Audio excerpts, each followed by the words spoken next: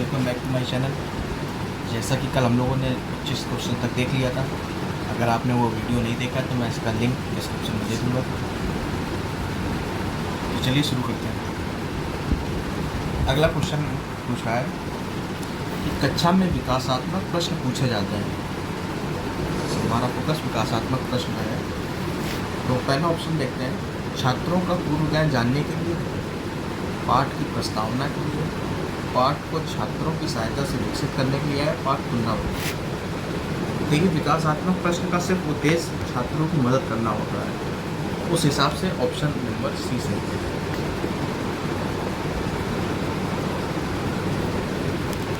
चलिए अगले क्वेश्चन पे आ जाते हैं।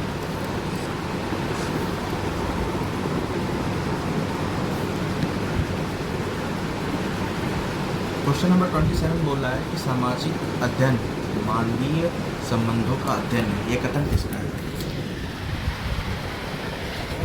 सामाजिक अध्ययन मानवीय संबंधों का अध्ययन है। ये कथन जोरो ओलंपिक का है।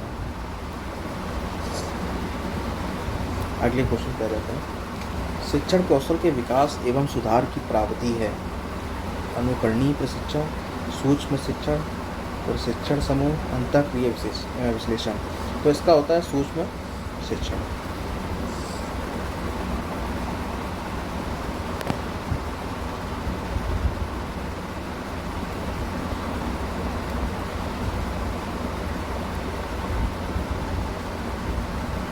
ट्वेंटी 29 पे आ जाते हैं।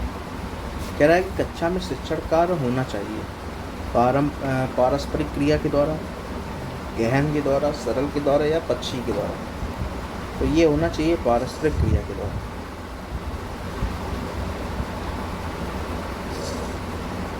क्वेश्चन पे कह रहा है कि एक छात्र कारगिल युद्ध के विषय में जानने के लिए उत्सुक है। वह कुछ सैनिकों का इंटरव्यू लेता है जिन्होंने इस युद्ध में हिस्सा लिया था। इन सैनिकों को निम्नलिखित में से क्या माना जा सकता है? देखिए दोस्तों, चूँकि उन सैनिकों का जो उसमें रोल है तो प्राथमिक स्रोत के आधार पर है, क्योंकि सैनिकों ने डायरेक्ट जो है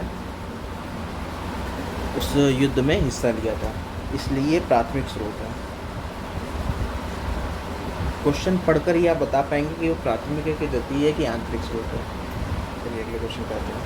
एक प्रशिक्षु शिक्षक इस प्रकार एक अनुदेशात्मक उद्देश्य लिखता है। विद्यार्थी लोकतंत्र का अर्थ समझाने योग्य हो पाएंगे। यह उद्देश्य किस क्षेत्र में आता है? यह उद्देश्य जो है अवबोध में आता है। ये क्वेश्चन अवबोध में आएगा।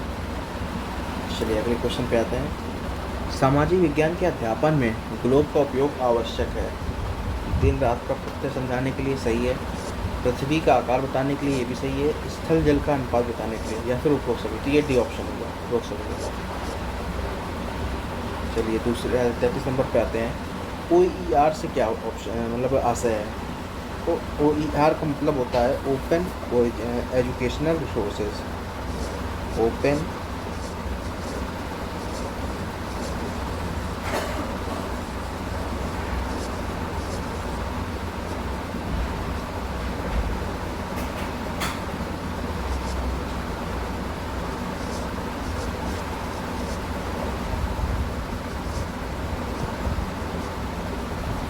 तो उसका होता है ओपन एजुकेशनल रिसोर्सेज। अगले पे आ जाते हैं। निम्न में से किसको प्राथमिक स्रोत की श्रेणी में नहीं रखा जा सकता है? तो वेद को, उपनिषद पर टीका और सरकारी दस्तावेज। इसमें कह रहा है प्राथमिक स्रोत। तो देखिए ये तो प्राथमिक हो गए दोनों, ये भी प्राथमिक हो गए, यही को नहीं रखा जा सकता है।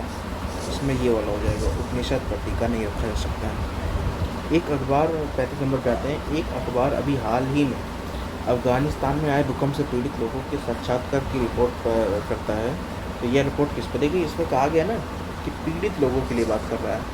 तो मैंने बताया था कि जो है क्वेश्चन पढ़ के ही पता चलेगा। जैसे पीड़ित लोगों से डायरेक्ट बात कर रहा है तो उसके लिए ये फिर प्राथमिक स्रोत हुआ।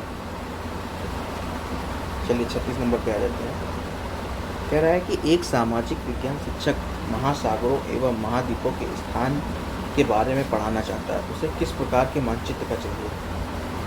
देखिए दोस्तों, ये महासागर की बात कर रहा है, तो आपको पता है कि महासागर के लिए उसको वर्ल्ड का ही मैप चाहिए, तो इसमें यही वाला सही ऑप्शन है। ना तो राजनीतिक का चाहिए, ना भारत का भौतिकी चाहिए, ना ही राजनीतिक चाहिए। आप ये समझ रहे होंगे कि भारत के तो क्यों नहीं होंगे, क्योंकि वो पूरे वर्ल्ड के महासागरों की बात करता है। और राजनीतिक नहीं होगा विश्व का, क्योंकि जो महासागर वगैरह की जानकारी हमें भौतिकी के उससे पता चलती है। अगले क्वेश्चन पे आते हैं, ज्ञान बोध के पश्चात कौन सा उद्देश्य आता है? तो ज्ञान और बोध के बाद आपको प्रयोग करना होता है, एक्सपेरिमेंट करना होता है। अगले पे आते हैं, कह रहा है यदि छात्र पढ़ाई में ध्यान केंद्रित नहीं करता है तो क्या होना चाहिए उसके बाद? उसे प्रिंसिपल के पास भेजना चाहिए, उसे एक अच्छे छात्र का उदाहरण देकर प्रोत्साहित किया जाना चाहिए, उसे होमवर्क करने के लिए कहा जाना चाहिए, उसे स्कूल से निकाल देना चाहिए। तो इसमें सबसे सुटेबल आंसर बी वाला है, उसे उदाहरण देकर प्रोत्साहित करना चाहिए। एनसीईआरटी का मुख्यालय कहाँ है? ये बड़ा ही आसान क्वेश्चन है, नई दिल्ली में, सबको मालूम है। एक प्रशिक्षण जो व्यक्ति की किसी एक या एक से अधिक क्षेत्रों में उसकी विशेषताओं और कमियों को व्यक्त करने के लिए बनाया जाता है, वो होता है निदानात्मक परीक्षण। देखिए दोस्तों, इस तरह के क्वेश्चनों में कोई ट्रिक नहीं होती है, और ये क्वेश्चन खूब पूछे जाते हैं परीक्षा में।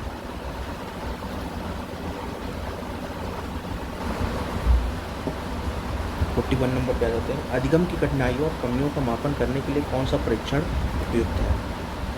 कह रहा है कि अधिगम की कठिनाइयों और कमियों के मापन के लिए क्या कह रहा है? बुद्धि परीक्षण गलत है, उपलब्धि परीक्षण ये भी गलत है, निदानात्मक परीक्षण ये सही है, वस्तुनिष्ठ परीक्षण ये गलत है। MOOC से क्या है? इसका है कि मोस्ट ऑर्गेनाइज ऑफलाइन क्वेश्चन गलत है, मॉडर्न ऑनलाइन ऑफलाइन नहीं, ये भी नहीं, ये है मैसिव ओपन ऑनलाइन कोर्सेज। दोस्तों ये क्वेश्चन कई बार रिपीट हुआ है, 2016 में, 18 में, 20 में और 21 और 22 में क्वेश्चन कई बार रिपीट हुआ है आपका, इसलिए इस क्वेश्चन को ध्यान रखेंगे, ये इंपॉर्टेंट क्वेश्चन है। चलिए आगे की ओर बढ़ते हैं। कह रहा है उपचारात्मक शिक्षण निम्नलिखित में से किससे संबंधित है? कह रहा है कि उपचारात्मक शिक्षण, कह रहा है कि स्कूल की छवि से सुधार, गलत है। शिक्षार्थियों के लिए बेहतर अधिगम के लिए, ये भी गड़बड़ है। कह रहा है शिक्षार्थी के बेहतर अधिगम एवं शिक्षक को अपने सुधार के लिए, ये सही है। शिक्षक को अपने शिक्षण सुधार के लिए, ये गलत है, ये आधा हुआ है, इसमें शिक्षार्थी की बात नहीं की गई है। चलिए आगे दोस्तों आगे बढ़ते हैं। 44 नंबर पे आते हैं, एक प्रशिक्षु शिक्षक इस प्रकार एक अनुदेशात्मक उद्देश्य लिखता है, विद्यार्थी इतिहास को परिभाषित कर पाएंगे। यह उद्देश्य किस क्षेत्र से आता है? यह ज्ञान से आता है। दोस्तों इन क्वेश्चनों में कोई ट्रिक नहीं है, ये आपको क्वेश्चन देख के ही पता चलेगा कि इसमें क्या करना है। चलिए आगे बढ़ते हैं। निम्न में से किसे शिक्षण कौशलों की श्रेणी में रखा गया है? कह रहा है कि शिक्षण कौशलों की बात कर रहा है, पाठ प्रस्तावना को, व्याख्या कौशल को, उद्दीपन परिवर्तन को। इसका मतलब ये उपरोक्त सभी डी ऑप्शन सही है।